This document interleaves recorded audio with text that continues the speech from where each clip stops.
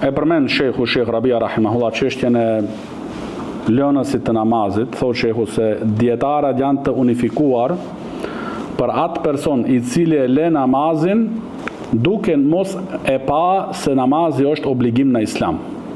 Thotë s'ka namaz në islam, këtu janë lëvizje, i kanë sjell arabt, ka sjell ky, ka sjell ai. Ky njeri domethënë është me unifikim, me pajtueshmëri e dietarëve të islamit është kafir, pabesimtar, kufër të madh. Kurse atë khilafi është, thotë Shekh Rabia rahimahullah, ai i cili e lë namazin nga përtatësia dhe dobësia.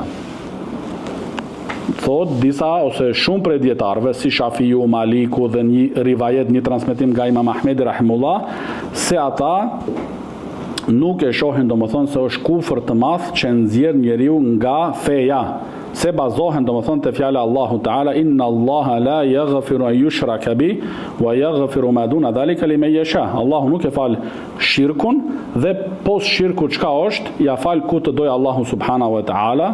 Dhe po ashtu edhe tekstet të tjera ku ka thënë pejgamberi alayhi salatu wasallam men qala la ilaha illa Allah dakhala al janna, ai që dëshmon se nuk ka të adhuruar me të drejtë përveç Allahut ka me hyrë në xhennet, dhe hadithet e shefatit e kështu me radh. Por thotë Shekh Rabia rahimahullah se ka edhe po ashtu në anën tjetër shumë prej dietarëve të islamit që e gjykojnë njeriu që e lë namazin nga neglizhenca dhe përtatësia me kufër të madh që nxjerr njeriu nga feja.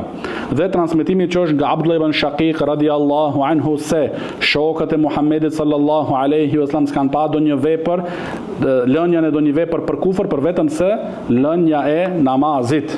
Pra, thot Shekh Rabia rahimahullah, se këtu khilafi domethënë është i fortë. Është i fortë dhe shkaku sepse secila palë ka argumente të fuqishme. Dhe si pasojë të kësaj, thot Shekh Rabia rahimahullah, dhe kjo është për herë parë që unë e shoh prej Sheikhut rahimahullah, thot Sheikhu, disa herë unë anoj nga që nuk është musliman, e disa herë anoj domethënë se është ala musliman. Se ne e kena ditë, domethënë ajo që dihet për Shekh Rabis, se nuk e gjykon lënësin e namazin nga neglizhenca dhe përtatësia me kufër. Kurse këtu Sheikhu thot, ana ahyanan ara kadha wa ahyanan ara kadha. Fahim tekrem? Domethënë kjo qartë, domethënë që donjëherë Sheikhu varet situata, rasti, rrethana, domethënë që ndoshta Sheikhu gjykon domethënë për lënësin e namazin nga përtatësia me kufër të madh. U ahjana dhe ndonjëherë domethënë disa raste domethënë nuk e gjykon për shkak barazisë së argumenteve siç e thuhet Sheikhu. Domethënë janë argumente shumë të afërta dhe shumë të forta domethënë nga të dyja palë.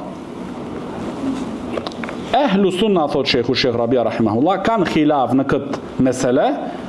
Ai i cili e gjykon me kufër lënësin e namazin nga përtatësia nuk i thuhet kharixhi. Nuk i thuhet domethënë si e prej xhavarixhve. Dhe ai i cili nuk e gjykon me kufër lënësin e namazit nga përtatësia nuk i thuhet murxhi. Por njeriu çka ka? E ka që me hulumtu këtë mesele, këtë çështje me hulumtu mirë, dhe pastaj domethënë nëse është i bindur nga një mendim prej këtyre dy mendimeve, e merr domethënë bazë të argumenteve, qoftë ai i pari ose i dyti, dhe kaq është muhabeti. Domethënë nuk është çështje që ne të fillojmë tash edhe